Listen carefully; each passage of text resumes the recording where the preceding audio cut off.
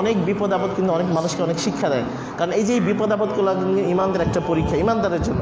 আল্লাহ রাব্বুল আলামিন কোরআনে সূরা বাকারায় বলেছেন, ওয়ালা নাবলু আন্নাকুম বিশাইয়্যিম মিনাল খাউফি, যেখানে আল্লাহ নিজে ঘোষণা করেছেন ওয়ালা নাবলু আন্নাকুম। যারা আরবি হাফেজ সাহেব যারা আছেন এরা বুঝেন যে এখানে তাকিদ ব্যবহার করা হয়েছে দুইটা, নিশ্চয়ই নিশ্চয়ই।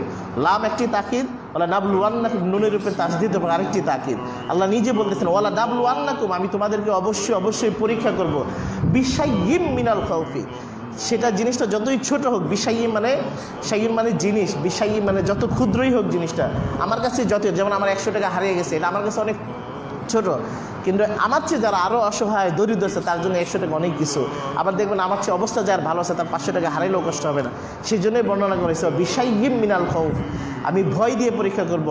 অল জুই, আমি ক্ষুধার্ত, ক্ষুধার অভাব, ক্ষুধা মন্দা, আমি খাবার দিয়ে পরীক্ষা করব, খাবার না রেখেও পরীক্ষা করব।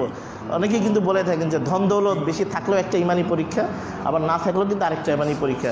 আবার হাদিস শরীফেও রয়েছে, আপনারা জানেন যে দরিদ্র হওয়াটা, বেশি দরিদ্র হওয়াটা আবার ইমান হরণের কারণ, আবার অধিক সম্পদ হওয়াটা আবার ইমান হরণের কারণ। যদি ওই সম্পদ আল্লাহ বাংলা রসুলের রাস্তায় দান সৎকা হালাল কাজে বৈধ কাজে যদি ব্যয় না হয়, ইনকামটা যদি তার হালাল না হয়, তাহলে তার ইমান নষ্ট হয়ে যাওয়ার কারণ। আবার ওই যে দরিদ্র হত দরিদ্র, একেবারে দরিদ্র, সে যদি অর্থের অভাবে ইমান হারা হয়ে যায়, কোনো খারাপ কাজে লিপ্ত হয়ে যায়, যদি তার ইমান চলে যায়, এটাও